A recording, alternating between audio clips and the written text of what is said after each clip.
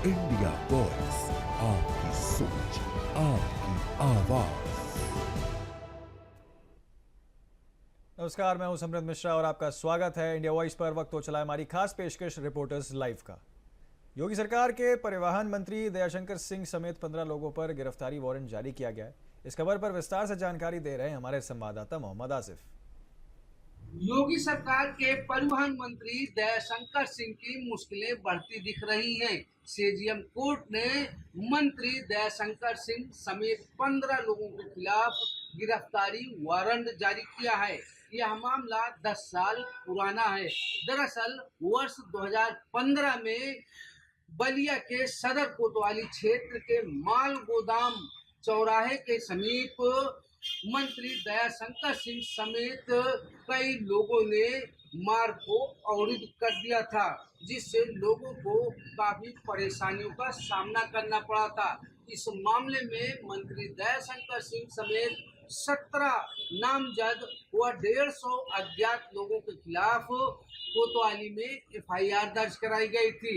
इस मामले को वर्ष 2016 में सीजेएम ने संज्ञान लिया। इस मामले के आरोपी 2 लोग कोर्ट में पेश हुए और जमानत ले ली, लेकिन मंत्री दयाशंकर सिंह समेत 15 लोग कोर्ट में हाजिर नहीं हुए। इस मामले पर सीजेएम कोर्ट ने नाराजगी जताते हुए मंत्री समेत 15 लोगों के खिलाफ गिरफ्तारी वारंट जारी कर दिया है।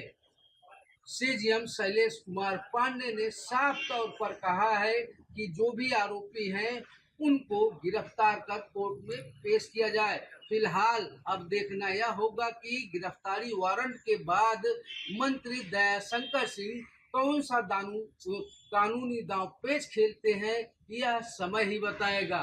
फिलहाल मंत्री के खिलाफ वारंट जारी होने को लेकर सियासी पारा भी हाई हो चला है। सहयोगी आलोक के साथ Asif bag, India voice, Lucknow. Uttarakhand में आपदा से हुए नुकसान को परखने के लिए केंद्रीय अंतर मंत्रालय की टीम उत्तराखंड पहुंच चुकी है। इस खबर पर विस्तार से जानकारी देंगे हमारे संवाददाता अभय कैंतुरा। सीजन में आपदा से राज्य को बड़ा नुकसान यहाँ पर हुआ। उस नुकसान को जांचने के लिए केंद्रीय 7 सदस्यीय टीम यहाँ पर पहुंची है। दो टीमों में ये टीम बढ़ चुकी है। कुछ गढ़वाल के लिए और कुछ गढ़वाल से कुमाऊं के लिए ये टीम यहाँ पर निकल रही है। स्थलीय निरीक्षण करेंगे, यानी जो आपदा से उत्तराखंड राज्य को नुकसान हुआ है उसका वेरिफिकेशन वहाँ पर करेंगे। उसके बाद अधिकारियों से बातचीत होगी और फिर ये कह सकते हैं कि जो राहत का पैकेज केंद्र सरकार से राज्य सरकार मांग रही है उस पैकेज को लेकर बातचीत यहाँ पर होगी। लगातार कोशिश यही है राज्य सरकार की भी, केंद्र सरकार की भी, जो आपदा से नुकसान हुए उन नुकसान की भरपाई यहाँ पर हो सके। और ऐसे में उत्तराखंड राज्य को बड़ी उम्मीद केंद्र सरकार से यहाँ पर है कि जो 5,700-200 करोड़ का जो यहाँ पर नुकसान राज्य को हुआ है उस नुकसान की भरपाई केंद्र सरकार एक आर्थिक पैकेज के रूप में यहाँ पर दे, उसके लिए कोशिश भी की जा रही है। और ये कहा जा सकता है कि केंद्र की ये टीम जो अपनी रिपोर्ट यहाँ पर बना कर देगी और उसके बाद रिपोर्ट केंद्र में जाएगी तो फिर राज्य सरकार के उन दावों को यहाँ पर बल मिलेगा और राज्य को एक बड़ा आर्थिक पैकेज यहाँ पर मिल सकता है, जिससे इस आपदा के जख्मों को भरा जाएगा। कैमरामैन सुनील साथ अभय कैंतुरा, इंडिया वॉइस, अखिलेश यादव ने कैबिनेट मंत्री बेबी रानी मौर्य के बैठक में अफसरों के ना पहुंचने को लेकर जो है तंज कसा है। क्या कुछ कहा उन्होंने, बता रहे हमारे संवाददाता मोहम्मद आसिफ। सपा प्रमुख अखिलेश यादव ने कैबिनेट मंत्री बेबी रानी मौर्य के मीटिंग में अफसरों के न पहुंचने को लेकर तंज कसा है। अखिलेश यादव ने साफ तौर पर योगी सरकार पर निशाना साधा है और कहा है कि भाजपा वाले डिमोशन पर डिमोशन कर रहे हैं। सवाल भी दागा है कि आखिर किसके इशारे पर और किस खींचतान की वजह से अफसर कैबिनेट मंत्री की मीटिंग में नहीं पहुंचे। दरअसल योगी सरकार की कैबिनेट मंत्री बेबी रानी मौर्य ने किसानों की समस्याओं को लेकर आगरा में एक मीटिंग किया था। इस मीटिंग में किसान और कैबिनेट मंत्री तो पहुंच गई, लेकिन अफसर नहीं पहुंचे। इन्हीं अफसरों को समस्याओं का निस्तारण करना था। अफसरों के न पहुंचने पर जहां किसान नेताओं और किसानों ने जमकर प्रदर्शन किया, वहीं बेबी रानी मौर्य ने भी गुस्सा जाहिर करते हुए कहा कि अब इस मामले की वह शिकायत मुख्यमंत्री से करेंगी। यह मामला सियासी गलियारे में पूरी तरह से हलचल मचा रहा है। सपा प्रमुख अखिलेश यादव ने इस मामले में तंज कसा है। एक्स पर पोस्ट करते हुए कहा है कि आखिर किसके इशारे पर अफसर मंत्री की मीटिंग में नहीं पहुंचे। अखिलेश यादव ने तंज कसते हुए कहा कि अब अफसर मासूम सा जवाब देंगे कि रास्ते में जाम लगा था, सांड खड़ा था इत्यादि। अखिलेश यादव ने इशारों में योगी सरकार और दिल्ली सरकार को भी निशाने पे लिया और तंज कसा। कहा कि आखिर कैबिनेट मंत्री की मीटिंग में अफसर क्यों नहीं पहुंचे। कहीं दिल्ली और यूपी की सरकार की खींचतान की वजह से तो ऐसा नहीं है। अखिलेश यादव ने जिस अंदाज में तंज कसा, इससे सियासी पारा और भी हाई हो चला है। सहयोगी आलोक के साथ Asif bag, India voice, Lucknow. Sangam नगरी प्रयागराज में इस साल 5वीं बार फिर से बाढ़ का खतरा जो है वो बढ़ गया। पूरी खबर बता रहे हैं हमारे संवाददाता शोएब। संगम नगरी प्रयागराज में 5वीं बार बाढ़ का असर देखने को मिला है। जो निचले इलाके हैं, तटीय इलाके हैं, वहां पर पानी पहुंच चुका है। लोगों को राहत शिविर जो बनाए गए हैं उसमें रखा जा रहा है। दरअसल जो जल स्तर है वो लगातार बढ़ रहा है और जो खतरे का निशान है लगभग उसको छूने को है, उसके नज़दीक पहुंच चुका है। और जो जिस तरह से जल बढ़ रहा है उससे उम्मीद की जा रही है कि अभी ये हालात बने रहेंगे। इसकी वजह से शहर के कई निचले इलाके हैं, चाहे वो राजापुर हो, सिरकुटी हो या इस तरह के संगम का इलाका हो, वहाँ पर पूरी तरीके से जलमग्न है। जो आवागमन है वो उन इलाकों के बाधित हुए हैं। लोगों को सुरक्षित स्थानों पर रखा गया है। प्रशासन ने राहत शिविर बनाए हैं। ये ऐसा 5वीं बार हुआ है। और यही नहीं, जो लेटे हनुमान जी यहाँ का ऐतिहासिक है वो 5वीं बार माँ गंगा वहाँ तक पहुँच गई। उन्होंने उनको इस तरह से स्नान कराया है। तो इस तरह से कह सकते हैं कि इस बार बाढ़ ने अलग अलग तारीखों पर अपना रौद्र रूप धारण किया और एक बार 5वीं बार फिर से बाढ़ का कहर देखने को मिल रहा है। हालांकि उम्मीद की जा रही है कि 2-3 दिनों बाद हालात थोड़े ढीले पड़ेंगे, जल स्तर कम होना शुरू होगा तो फिर हालात पटरी पर आएंगे। लेकिन फिलहाल अभी जो हालात हैं उससे ऐसे इलाकों में रहने वाले लोग परेशान हैं। प्रशासन ने उनके बेहतर इंतजाम किए हैं, राहत शिविर बनाए गए जहां लोग रह रहे हैं। लेकिन जो लोग हैं वो ये दुआ कर रहे हैं कि जल्द से जल्द जल स्तर कम हो जिससे वो अपने घरों पर वापस जा सके। खबर पीलीभीत से है, जहां सांप के काटने पर युवक को समय से इलाज न मिलने के कारण उसकी मौत हो गई। क्या है पूरा मामला, बता रहे हैं हमारे संवाददाता अमित पाल। पीलीभीत के बीसलपुर थाना क्षेत्र में बाढ़ पीड़ित के क्षेत्र में लगातार बारिश होने के कारण पानी भरा रहता है, जिसके कारण पानी में सांप तैरते हुआ आया और एक युवक को डस लिया, जिसकी इलाज के दौरान बीसलपुर सीएचसी में मौत हो गई। परिजनों ने आरोपी ठहराते हुए जो अधीक्षक है वहां के लेखराज हॉस्पिटल के अच्छी तरह से बताया कि इलाज ना मिलने के कारण युवक की जो मृत्यु हो गई है। 2 बच्चों का बाप था जो उनके ऊपर से साया उठ गया है। 2 बच्चों के ऊपर से बाप का साया उठने से परिवार में कोहराम मचा हुआ है। इलाज अच्छी तरह से ना मिलने के कारण जो है कि युवक की मौत हो गई है। परिजनों ने ये भी आरोप लगाते हुए कहा है कि कई सालों से अधीक्षक का अस्पताल पर कब्जा चल रहा है, अभी तक अधिकारियों की मेहरबानी बनी हुई है, क्योंकि आए दिन मामले निकल के आते रहते हैं ऐसे, और अच्छी तरह से इलाज ना मिलने के कारण कई घटनाएं घट जाती हैं। लेकिन वही एक घटना ये नवदिया सितारगंज की है, जहां पर युवक को सांप ने डस लिया और इलाज के दौरान उसकी मौत हो गई। अब आगे क्या कार्रवाई होती है, जब तक के लिए देखते रहे। अमित पाल, इंडिया वॉइस, कैमरामैन के साथ। खबर कासगंज से है, जहां भंडारे का प्रसाद खाने से 100 से अधिक लोग फूड पॉइजनिंग का शिकार हो गए हैं। इस खबर पर जानकारी दे रहे हैं हमारे संवाददाता अशोक शर्मा। का प्रसाद खाने के बाद 200 से अधिक लोग हुए बीमार। आपको बता दें पूरा मामला कासगंज जनपद के सुरपड़ा थाना क्षेत्र के क्यामपुर गांव में है। यहाँ 6 तारीख को एक भागवत कथा का समापन हुआ। समापन के बाद वह भंडारे का आयोजन हुआ। उस भंडारे के आयोजन के बाद जो बचा हुआ प्रसाद था वो 7 तारीख को गांव में वितरित किया गया। उस प्रसाद को खाने के बाद कम से कम 400 से 500 लोग बीमार पड़ गए, जिनकी हालत उल्टी, दस्त व अन्य तरह की बीमारियां उत्पन्न हो रही, जिनको गंभीर हालत देखते हुए कुछ लोगों को कासगंज जिला चिकित्सालय रेफर कर दिया गया। उसके बाद एक डॉक्टर की टीम पहुंच पर उस गांव में लोगों का इलाज कर रही है, तथा वहाँ जो कम बीमार थे उनको पटियाली CHC, सिरपड़ा CHC या गंडोवारा CHC में भर्ती कर दिया गया, जबकि जिला चिकित्सालय में 42 से ऊपर मरीज जो गंभीर रूप से बीमार थे, जो फूड पॉइजनिंग का ज़्यादा शिकार थे, उनको ला के भर्ती किया गया। सबसे बड़ी लापरवाही जहाँ स्वास्थ्य विभाग की आती है, ब्रजेश पाठक जो कि उत्तर प्रदेश के स्वास्थ्य मंत्री हैं, उनका दावा था कि स्वास्थ्य सेवाएं उत्तर प्रदेश के में बहुत ही अच्छी हैं, लेकिन यहाँ कहीं ना कहीं लापरवाही देखने को ये मिल रही है कि गांव में जो फूड पॉइजनिंग के शिकार मरीज हैं उनका इलाज खुले में बोतलों को रस्सियों में बांधकर पेड़ों से लटका कर चलाया जाता है।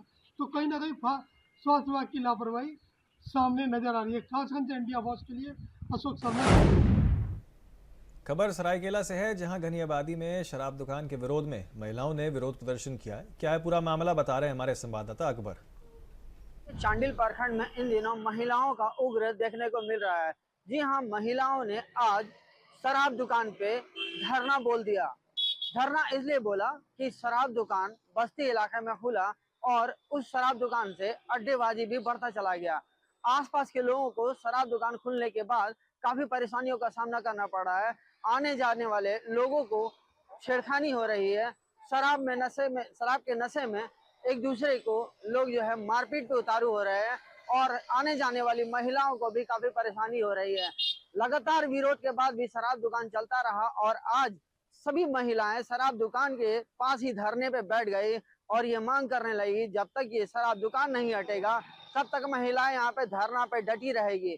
सवाल ये है कि कई बार लिख के देने के बावजूद शराब की दुकान नहीं हटी और सुचारू रूप से चल रही है, लेकिन अब ग्रामीण महिला उग्र हो गई है और ये मांग कर रही है जिला प्रशासन के, अगर जल्द से जल्द शराब की दुकान को यहाँ से नहीं हटाया गया तो महिला और भी उग्र प्रदर्शन करेगी और जल्द से जल्द यहाँ से शराब दुकान को उखाड़ फेंकने का प्रतिबद्ध हो गई है। इस समय जमशेदपुर से इंडिया वॉइस के लिए मोहम्मद अकबर। एक छोटा सा ब्रेक ले रहे हैं, आप बने रहिए इंडिया वॉइस के साथ। तो ब्रेक के बाद स्वागत है आपका। चलिए नजर मारते हैं बाकी खबरों की ओर। बलिया जनपद के भोजपुरवा गांव में घाघरा के जलस्तर बढ़ने से चारों तरफ पानी फैल गया है। क्या कुछ हालात बने हुए हैं, बता रहे हमारे संवाददाता करुणेश पांडे। अगर देखा जाए तो बलिया जनपद जो है दो नदियों से घिरा हुआ, एक तरफ गंगा तो एक तरफ घाघरा। मैं आपको बता दूं कि गंगा का भी जलस्तर बढ़ रहा है और ये गंगा का जलस्तर चौथी बार बढ़ रहा है, तो वहीं घाघरा का भी जलस्तर बढ़ रहा है और घाघरा का दूसरी बार जलस्तर बढ़ा है। मैं आपको बता दूं कि बांस विधानसभा क्षेत्र के भोजपुरवा गांव की स्थिति बहुत ही दयनीय है, जहां पर कि पिछले सालों भी अगर देखा गया तो काफ़ी कटान हो गया था, गांव के कुछ ही शेष बच गया था, कुछ ही शेष मकान बच गई थी।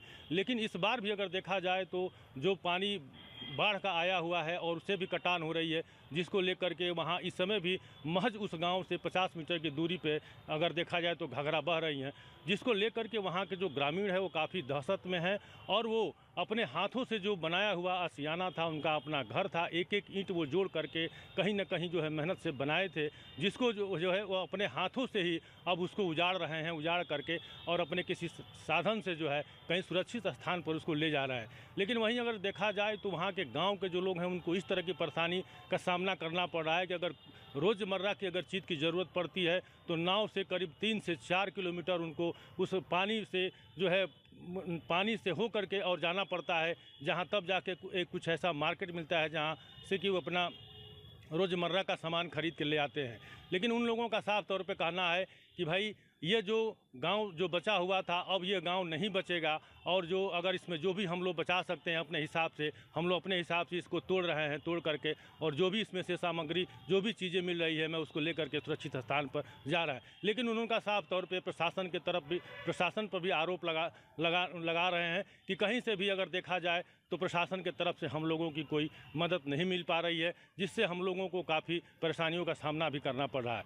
अगर साफ तौर पर देखा जाए तो अगर 50 मीटर की दूरी पर अगर घाघरा वहाँ बह रही हैं तो निश्चित तौर पर देखा जा सकता है कि कभी न कभी अगर वो वहाँ से अपना मकान अगर नहीं हटाते हैं, अगर अपने नहीं हटते हैं तो कभी न कभी जो है वो भी जो है वो गंगा घाघरा में विलीन हो ही जाएगा। करुणेश पांडे, इंडिया वॉइस के लिए बलिया। सरायकेला खरसावा जिला के काटजोड़ गांव में डायरिया का प्रकोप फैल गया है, जिसमें गांव में दहशत का माहौल जो है वो बढ़ गया है। पूरी खबर बता रहे हैं अकबर। सरायकेला खरसावा के काटजोड़ में इन दिनों डायरिया का प्रकोप है और डायरिया के प्रकोप से पूरा इलाका पूर्व मानो डायरिया की चपेट में आ चुका है। जी हाँ, लगातार डायरिया की शिकायत आने के बाद जिला प्रशासन पूरी तरीके से सतर्क हो गई है और पूरे गांव में जो डायरिया पीड़ित लोग हैं उसका स्वास्थ्य चिकित्सक इलाज चल रहा है। लेकिन जिला प्रशासन ये भी तय कर रही है कि इलाके में फॉगिंग मशीन और गंदगी के साफ सफाई को दुरुस्त करे ताकि आने वाले दिनों में डायरिया के लोग बीमार न पड़े। सवाल ये है कि आखिर इतने बड़े पैमाने पर डायरिया के पेशेंट हो गए हैं, जिला प्रशासन वहां पे लगातार प्रयास कर रही है कि डायरिया का पेशेंट कम हो। सवाल ये भी है कि डायरिया के पेशेंट को होने के बाद जिला प्रशासन स्वास्थ्य शिविर लगा रहा है और स्वास्थ्य शिविर लगाकर वहां पे मरीजों का जांच किया जा रहा है। गंभीर अगर हो जाने के बाद उसे सदर अस्पताल रेफर किया जा रहा है और सदर अस्पताल में उनका इलाज चल रहा है। बताया जा रहा है कि डायरिया की चपेट में आने से आज एक व्यक्ति की इलाज के दौरान मौत हो गई है। मौत होने के बाद जिला प्रशासन सतर्क हो गया है और डायरिया की चपेट को रोकथाम के लिए जिला प्रशासन अलर्ट मोड में है और रोकने का प्रयास भी कर रहा है। इस समय जमशेदपुर से इंडिया वॉइस के लिए मोहम्मद अकबर। दिल्ली के लाल किला परिसर में कीमती कलश चुराने वाला आरोपी को हापुड़ से गिरफ्तार कर लिया गया है। इस खबर पर विस्तार से जानकारी दे रहे हैं हमारे संवाददाता शक्ति ठाकुर। बड़ी खबर यूपी के हापुड़ से है, जहां दिल्ली के लाल किले में जैन समाज के कार्यक्रम से एक बेशकीमती कलश को चोरी कर लिया गया था। इस चोर को दिल्ली पुलिस ने हापुड़ थाना देहात पुलिस की मदद से हापुड़ से गिरफ्तार किया है। आपको बता दें 3 तारीख में लाल किले में जैन समाज का एक कार्यक्रम चल रहा था जिसमें एक बेशकीमती कलश को चोरी कर लिया गया था। बताया जा रहा है इस कीमती कलश में 750 ग्राम सोना, हीरा, पन्ना व माणिक जड़े हुए थे। इस कलश को चोरी करने के बाद हड़कंप मच गया था। वहीं कल देर रात दिल्ली पुलिस हापुड़ थाना देहात पुलिस पहुंचती है और थाना देहात पुलिस की मदद से असौड़ा गांव की वैशाली कॉलोनी से इस कलश चोर भरत भूषण शर्मा को गिरफ्तार किया जाता है। आपको बता दें भूषण शर्मा ने ही दिल्ली के लाल किले से जैन कार्यक्रम से इस कीमती कलश को चोरी किया था। बताया जा रहा है दिल्ली पुलिस ने भूषण शर्मा को गिरफ्तार कर यह कीमती कलश बरामद कर लिया है और उसे अपने साथ दिल्ली ले गई है। तो कहीं ना कहीं एक बड़े बेशकीमती कलश को चोरी कर हापुड़ ले आता है और अब दिल्ली पुलिस की गिरफ्त में ये आया है। हापुड़ थाना देहात पुलिस की मदद से भूषण वर्मा को गिरफ्तार किया गया है और इसके कब्जे से लाल किले से चोरी किया गया बेशकीमती कलश भी बरामद कर लिया गया है। बताया जा रहा है इस कीमती कलश में 750 ग्राम सोना, हीरा, पन्ना व माणिक जड़े हुए थे। फिलहाल दिल्ली पुलिस इस चोर को गिरफ्तार कर दिल्ली ले गई है। कैमरामैन संजय कश्यप के साथ इंडिया वॉइस के लिए हापुड़ से शक्ति ठाकुर। खबर रामपुर से है, जहां मोरी गेट में बड़ी छापेमारी कर तकरीबन 17.72 लाख रुपए के अवैध कफ सिरप बरामद किए गए। इस कार्रवाई पर ज्यादा जानकारी दे रहे हैं हमारे संवाददाता सुरेश। रामपुर में औषधि विभाग की आज एक बड़ी कार्रवाई देखने को मिली। रामपुर के औषधि विभाग के अधिकारी ने तकरीबन 18 लाख रुपए के कफ सिरप बरामद किए हैं। बहरहाल रामपुर में इस बड़ी कार्रवाई के बाद मेडिकल संचालकों में हड़कंप समझ गया है। आपको बताते चले रामपुर के मौरी गेट से औषधि विभाग ने ये एक बड़ी कार्रवाई की है, जिसके बाद 2 आरोपियों को मौके से गिरफ्तार कर लिया गया है और एक आरोपी फरार हो गया है। फिलहाल 3 आरोपियों के खिलाफ मुकदमा दर्ज कर लिया गया है और 2 आरोपियों के पास से जो औषधि जो कफ सिरप थे वो बरामद किए गए हैं। रामपुर से इंडिया वॉइस के लिए सुरेश दिवाकर। खबर मथुरा से है, जहां डीएम चंद्र प्रकाश सिंह का फिर से फर्जी व्हाट्सएप अकाउंट बना गया है। इस पर क्या कुछ एक्शन लिया गया है, बता रहे हैं हमारे संवाददाता फारूक। डीएम चंद्र प्रकाश सिंह का फर्जी व्हाट्सएप एक बार फिर अकाउंट बना दिया गया है। तमाम उन्होंने लोगों से अपील करी है कि फर्जी जो व्हाट्सएप अकाउंट मेरा बना है उससे किसी के झांसे में ना आए। एक बार फिर उनका फर्जी व्हाट्सएप अकाउंट बना है, जबकि पहले भी जो है एक बार उनका फर्जी व्हाट्सएप अकाउंट बनाया गया था। किसी विदेशी नंबर से उनका फर्जी व्हाट्सएप अकाउंट बनाया गया है और उनको मैसेज भेजा गया है। इसको लेकर उन्होंने थाना सदर में FIR भी दर्ज कराई है। डीएम चंद्र प्रकाश सिंह ने सभी से अपील करी है कि कोई भी इस अकाउंट के झांसे में ना आए। ये फर्जी अकाउंट है, उसमें डीएम चंद्र प्रकाश सिंह की तस्वीर भी लगाई गई है। व्हाट्सएप अकाउंट फर्जी होने से उन्होंने सबको सचेत रहने की सलाह दी है। इंडिया वॉइस के लिए मैं मोहम्मद फारूक। गोंडा दौरे पर पहुंचे प्रभारी मंत्री दारा सिंह चौहान। इस दौरान उन्होंने क्या कुछ कहा है, बता रहे हमारे संवाददाता तुफैल। प्रस्तावित दौरे पर गोंडा पहुंचे प्रभारी मंत्री दारा सिंह चौहान सबसे पहले कर्नलगंज पहुंचे, जहां पर विधायक अजय सिंह सहित तमाम समर्थकों ने उनका स्वागत किया। इसके बाद कर्नलगंज तहसील क्षेत्र के अंतर्गत पड़ने वाला भिखारी सकरौर, और जहां पर बाढ़ पीड़ितों को मंत्री सहित विधायक ने बाढ़ राहत सामग्री वितरण किया। इस दौरान प्रभारी मंत्री ने संबंधित अधिकारियों को निर्देशित किया कि किसी भी तरीके से बाढ़ पीड़ितों को कोई समस्या नहीं होनी चाहिए। जिसके बाद विधायक तरफगंज के साथ विधायक अजय सिंह और विधायक प्रभात वर्मा तीनों के साथ तरफगंज पहुंचे, जहां ऐली परसौली में भी लगभग सैकड़ों बाढ़ पीड़ितों को राहत सामग्री वितरण किया। इसके बाद विधायक सहित और मंत्री प्रेम नारायण पांडे के आवास पर आए, जहां अधिकारियों के साथ चर्चा की और उसके बाद वो सीधा नवाबगंज के लिए निकल गए। बाद वो नवाबगंज होते हुए अयोध्या होते हुए लखनऊ के लिए रवाना हो गए। इंडिया वॉइस के लिए गोंडा से तुफैल खान। खबर मथुरा से है, जहां संत प्रेमानंद महाराज मां यमुना महारानी के रौद्र रूप को देखने के लिए निकले। इस दौरान उन्होंने क्या कुछ कहा है, बता रहे हमारे संवाददाता फारूक। यमुना जी के रौद्र रूप को देखने के लिए संत प्रेमानंद महाराज अपनी टीम के साथ में यमुना जी के दर्शन करने के लिए वो खुद निकले हैं। बाढ़ प्रभावित क्षेत्रों को उन्होंने खुद देखा है और सभी को सामने आकर मदद करने की उन्होंने सभी से अपील की है। उनका कहना है कि इस मौके पर जब सभी लोग परेशान हैं, बाढ़ प्रभावित क्षेत्र में लोग जो है नहीं रह पा रहे हैं, अपने घरों को लोगों ने छोड़ा हुआ है, शेल्टर होमों में लोग रह रहे हैं, तो लोग आगे आकर उन्होंने अपील करी है कि सभी आगे आएं और बाढ़ से जो प्रभावित लोग हैं उनकी मदद करें। इसको लेकर उन्होंने नाव में बैठकर और बाढ़ प्रभावित क्षेत्रों का दौरा भी किया। अपनी टीम के साथ भजन कीर्तन करते हुए उन्होंने दौरा किया है। उनका साफ तौर पर कहना है कि जिला प्रशासन मदद कर रहा है, सरकार मदद कर रही है, लेकिन लोग भी आएं और मदद को आगे हाथ बढ़ाएं। इसको लेकर प्रेमानंद महाराज की वीडियो भी वायरल हो रही है, जिसपे महान संत प्रेमानंद महाराज भजन कीर्तन के साथ तमाम क्षेत्रों का दौरा करते हुए दिखाई दे रहे हैं और लोगों से अपील भी करते हुए दिखाई दे रहे हैं। इंडिया वॉइस के लिए मैं मोहम्मद फारूक मथुरा। तो फिलहाल के लिए रिपोर्टर्स लाइव में मेरे साथ इतना ही। आप देखते रहिए इंडिया वॉइस।